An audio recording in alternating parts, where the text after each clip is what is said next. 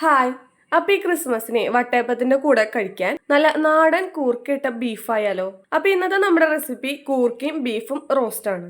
1 kilo ബീഫും 1/2 kilo കൂർക്കയാണ് ഇന്നെടുക്കുന്നത്. കഴുകി വൃത്തിയാക്കിയ ബീഫിലോട്ട് ഇഞ്ചി വെളുത്തുള്ളി ചതച്ചതും 2 പച്ചമുളകും 20 ചുവന്നുള്ളി കീറിയതും ആവശ്യത്തിന് ഉപ്പ്, 1 സ്പൂൺ പെരിഞ്ജീരകം, 1 സ്പൂൺ മഞ്ഞൾപ്പൊടി, 2 സ്പൂൺ കുരുമുളക് പൊടി, 2 സ്പൂൺ മുളക് പൊടി, 1/2 spoon garam masala, 2 table spoon വെളിച്ചെണ്ണയും ചേർത്ത് കൈകൊണ്ട് നല്ല പോലെ തിരുമ്പി ബീഫിലെ മസാല പിടിച്ചെടുക്കണം. ഇനി ഇതിനു മുകളിൽ കുറച്ച് കറിവേപ്പില കൂടി വിതറി ഒരു 20 മിനിറ്റെങ്കിലും മാറ്റിവെക്കാം. അതൊരു കുക്കറിലോട്ട് മാറ്റി ബീഫ് വേവിച്ചെടുക്കണം. 1/4 ഭാഗം വെന്ത് വരുമ്പോൾ അതിലോട്ട് നല്ല നാടൻ കൂർക്ക തോലി കളഞ്ഞ് കഴുകി വൃത്തിയാക്കിയത് കൂടി ചേർത്ത് 2 വിസിലും കൂടി അടിച്ചെടുക്കണം. ഇനി ഒരു ചട്ടി ചൂടാക്കി വെളുത്തുള്ളി നടുകീറിയതും 2 പച്ചമുളകും നീളത്തിലരിഞ്ഞ ഒരു വലിയ സവാള എന്നിവ ചേർത്ത് ഒന്ന് വഴറ്റി കൊടുക്കാം. ഇത് ചെറുതായി ഒന്ന് വഴണ്ടി വരുമ്പോൾ പകുതി തക്കാളി കൂടി ചേർത്ത് നല്ല പോലെ വഴറ്റിയെടുക്കണം. ഇതിലോട്ട് 1/2 സ്പൂൺ മഞ്ഞൾപ്പൊടി,